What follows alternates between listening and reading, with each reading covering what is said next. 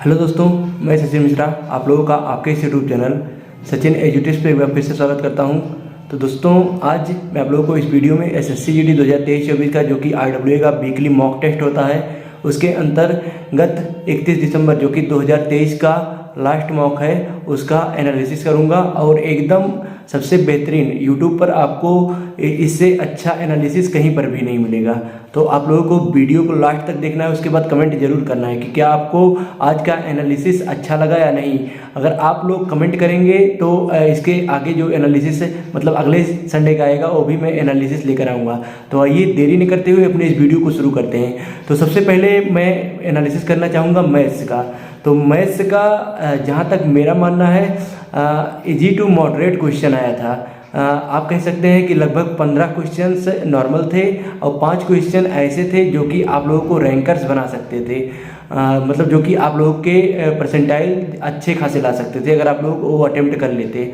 तो सबसे पहले मैं आप लोगों को बताना चाहूँगा कि इसमें आप लोगों के प्रॉफिट एंड लॉस और डिस्काउंट मतलब एक क्वेश्चन आप लोगों का प्रॉफिट एंड लॉस से पूछा गया था और एक क्वेश्चन डिस्काउंट का पूछा गया था। जो डिस्काउंट का क्वेश्चन पूछा गया था वो तो समझ लीजिए नॉर्मल था और प्रॉफिट एंड लॉस का आप लोगों को थोड़ा मॉडरेट लगा होगा। इसके बाद सिंप्लीफिकेशन से आप लोगों के 2 क्वेश्चन पूछे गए थे जो कि एकदम नॉर्मल थे। वैसे नंबर सिस्टम से पिछली बार मेरे ख्याल से सभी शिफ्ट में क्वेश्चन नहीं पूछे गए थे, लेकिन इस बार जो आरडब्ल्यूए का मॉक टेस्ट चल रहा है उसमें नंबर सिस्टम से आज आप लोगों के एक क्वेश्चन पूछे गए थे। पिछले वाले मॉक टेस्ट में 2 या 3 क्वेश्चन पूछे गए थे नंबर सिस्टम से। तो 31 दिसंबर वाले मॉक टेस्ट में आप लोगों से एक क्वेश्चन पूछा गया नंबर सिस्टम से। उसके बाद टाइम स्पीड एंड डिस्टेंस से आप लोगों के 2 क्वेश्चन बने थे, मतलब दोनों अलग अलग टाइप के क्वेश्चन थे। एक में ट्रेन वाला था और एक टाइम एंड डिस्टेंस से वैसे था। तो आप लोगों का 2 क्वेश्चन था, मतलब ट्रेन से एक क्वेश्चन आप लोगों का पूछा गया था। और आप लोगों का इसके बाद टाइम एंड वर्क से 2 क्वेश्चन पूछे गए थे, दोनों के दोनों नॉर्मल थे। आप लोग जानते हैं कि इससे पिछले वाला जो 24 तारीख को हुआ था उसमें एक क्वेश्चन टाइम एंड वर्क से आया था और आज आप लोगों के मॉक टेस्ट में 2 क्वेश्चन टाइम एंड वर्क से पूछे गए थे। इसके बाद अनुपात समानुपात, इससे 2 क्वेश्चन पूछे गए थे, दोनों अलग अलग टॉपिक टाइप के थे। एक तो अनुपात का एकदम सीधा संबंधित था, उसके बाद एक मध्यानुपाती और तृतीय अनुपाती इन सबसे संबंधित था। तो तृतीय अनुपाती वाला और मध्य और जो अनुपात वाला था दोनों क्वेश्चंस लगभग नॉर्मल ही थे और आप लोगों से लगे भी होंगे। इसके बाद मेंसुरेशन से 2 क्वेश्चन पूछे गए थे, एक वृत्त से संबंधित था एक बेलन से संबंधित था। ये भी समझ लीजिए एकदम नॉर्मल ही था। जिन्होंने फार्मूला रट लिया है, जिन्होंने फार्मूला से क्वेश्चन लगा लिया है उनके लिए क्वेश्चन बहुत ही ज़्यादा नॉर्मल था। मैं आप लोगों को फिर से कहता हूँ, अगर आप लोगों को मेंसुरेशन में पकड़ बनाना है, मेंसुरेशन के 2-3 क्वेश्चन आएंगे, आप लोग अगर फार्मूला याद कर लेंगे तो आप लोगों का 100% हो जाएगा। मैं आप लोगों को फार्मूला के लिए एक वीडियो दे दूंगा। इसके बाद परसेंटेज से एक क्वेश्चन पूछा गया था जो कि परसेंटेज वाला क्वेश्चन थोड़ा मॉडरेट था। इसके बाद एलसीएम एचसीएफ से आप लोगों के 31 तारीख वाले में एक क्वेश्चन पूछा गया था, वो भी नॉर्मल था। और एसआई से मतलब सिंपल इंटरेस्ट से एक क्वेश्चन पूछा गया था। इस बार कंपाउंड इंटरेस्ट से कोई क्वेश्चन नहीं पूछा गया। उसके बाद औसत चाल, जैसे पिछली बार भी औसत चाल से एक क्वेश्चन पूछा गया था और औसत से भी एक क्वेश्चन पूछा गया था। तो इस बार भी एक क्वेश्चन औसत चाल से पूछा गया है, एक क्वेश्चन एवरेज से पूछा गया है। इसके बाद बोट एंड स्ट्रीम से भी एक क्वेश्चन इस बार आया है और पाइप एंड टंकी से इस बार क्वेश्चन नहीं आया। तो आप लोगों का इतने क्वेश्चन आए थे मैथ्स से, जो कि आप लोग कह सकते हैं मैथ्स इजी टू मॉडरेट था। बच्चे परेशान हुए होंगे जिनका अच्छे तरीके से थ्योरी कंप्लीट नहीं होगा। इसके बाद अब आप लोगों को मैं बताना चाहूँगा, अगर आप लोग फ्री में मॉक टेस्ट अटेम्प्ट करना चाहते हैं तो आप लोगों को साइड में मैं दिखा रहा हूँ, यह है सरकारी जॉब फाइंड टेस्ट एप्लीकेशन। इसे आप लोग जाके प्ले स्टोर से डाउनलोड कर लीजिएगा। इसका डिस्क्रिप्शन में आप लोगों को लिंक भी मिल जाएगा, यहाँ से आप लोग जाएंगे तो मैं आप लोगों को जो कोड दिखा रहा हूँ ये कोड डालने के बाद आप लोगों का 3 मंथ के लिए मॉक टेस्ट फ्री हो जाएगा। तो आप लोगों को जल्दी से जाके एप्लीकेशन को डाउनलोड करना है, उसके बाद मॉक टेस्ट अटेम्प्ट करके चेक करना है। इसके बाद दोस्तों अब आता है जीके का एनालिसिस। जीके भी जहाँ तक मेरा मानना है जीके भी बहुत ज़्यादा हार्ड नहीं था, लेकिन जीके आप लोग जानते हैं जीके में अगर सबका बहुत अच्छा भी हो जाता है तब भी 13, 14, 15 ऐसे क्वेश्चन सही होते हैं। तो आप लोग अगर 12+ क्वेश्चन सही हुआ है जीके में तो बहुत सही है। तो करंट अफेयर्स से आप लोगों के जीके में 3 क्वेश्चन पूछे गए थे और अगर आप लोग ध्यान देंगे तो 3 या 4 महीने के करंट अफेयर्स हैं जो तीनों क्वेश्चन पूछे गए थे। एक तो लगभग जल्द का ही है क्वेश्चन।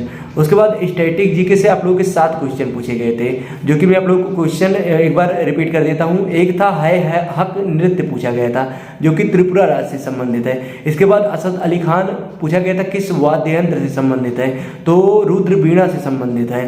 तो आप लोगों ने मेरे ख्याल से क्वेश्चन अटेम्प्ट सही किया होगा।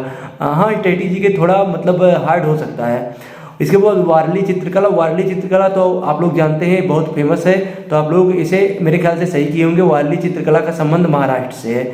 इसके बाद सुरेंद्र नाथ बनर्जी की आत्मकथा पूछी गई थी, तो इनका आत्मकथा अन्वेषण इन द मेकिंग, तो आप लोग इसे भी सही किए होंगे, और नहीं भी सही किए होंगे तो कोई बात नहीं है। इसके बाद राष्ट्रीय उपभोक्ता दिवस पूछा गया था, जो कि 24 दिसंबर को होता है। और अंतर्राष्ट्रीय बुकर पुरस्कार की स्थापना पूछी गई थी, तो यह 1969 में हुई थी। इसका तो मैंने जो बना के रखा है उसमें साफ साफ लिखा है जितने भी पुरस्कार से संबंधित क्वेश्चन आते हैं। इसके बाद आप लोग से तो चंद्रनाथ हिल पूछी गई थी, मतलब पहाड़ी, तो यह आप लोग जियोग्राफी में इसे ऐड कर सकते हैं। और जियोग्राफी से आप लोगों के 4 क्वेश्चन बने थे, 3 से 4 क्वेश्चन, जिसमें से एक मतलब पूछा गया था कि चंद्रनाथ पहाड़ी किस देश में है। इसके बाद इकोनॉमिक्स मतलब अर्थशास्त्र से आप लोगों का एक क्वेश्चन पूछा गया था, वो आप लोग थोड़ा हार्ड मान सकते हैं। इसके बाद पॉलिटी से 2 क्वेश्चन पूछे गए थे, दोनों के दोनों नॉर्मल थे।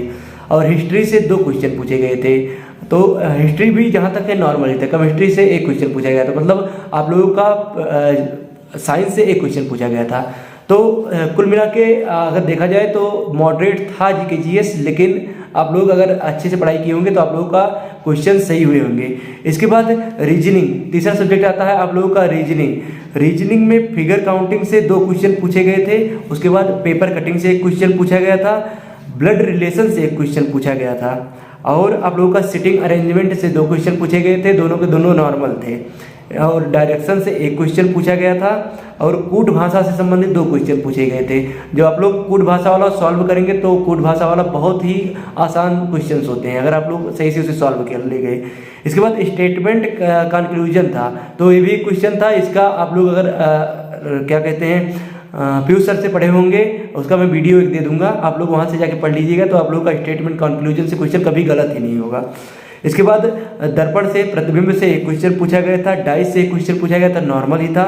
वेन डायग्राम से 1 क्वेश्चन पूछा गया था। उसके बाद एक समीकरण टाइप का क्वेश्चन था, जिसमें प्लस माइनस इनको प्रतिस्थापित करना पड़ता है, तो इससे 1 क्वेश्चन आप लोगों का पूछा गया था। और डायरेक्शन से 1 क्वेश्चन आया था, ये भी नॉर्मल ही था। फिर एक क्वेश्चन बना था समुच्चय टाइप का, जैसे 3, 5, 9 का संबंध जो है वो इनमें से किस से संबंधित है। और इंग्लिश डिक्शनरी से 1 क्वेश्चन पूछा गया था।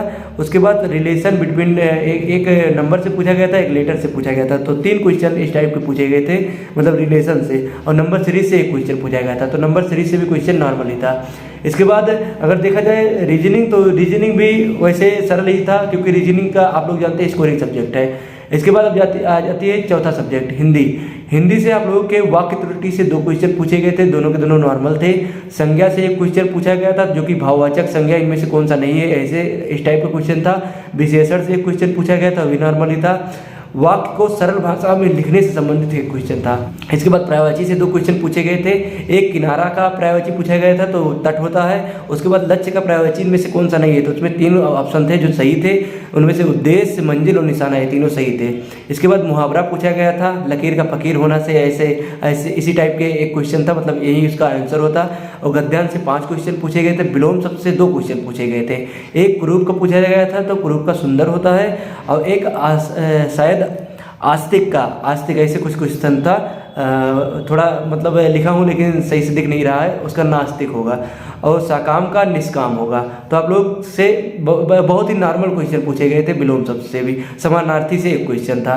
तो आप लोगों का एक पूरा का पूरा था जो RWA का 31 दिसंबर का एनालिसिस हुआ था। तो मेरे ख्याल से वीडियो आप लोगों को पसंद आया होगा। आप लोग मॉक टेस्ट लगाते रहिए, आप लोगों का स्कोर इंक्रीज होगा। अगर आप लोगों का RWA के मॉक टेस्ट में स्कोर कम आ रहा है तो आप लोगों को परेशान नहीं होना है, बस आप पढ़ते रहिए, आप लोगों का स्कोर खुद ब खुद बढ़ेगा। तो दोस्तों इस वीडियो में बस इतना ही था। अगर आप लोग चैनल पर नए हैं तो चैनल को सब्सक्राइब कर लीजिएगा, बेल आइकन को प्रेस करके रखिएगा, क्योंकि इसी टाइप्स के वीडियोज मैं अपलोड करता रहता हूँ। तो मिलते हैं दोस्तों नेक्स्ट वीडियो में, तब तक के लिए जय हिंद, वंदे मातरम।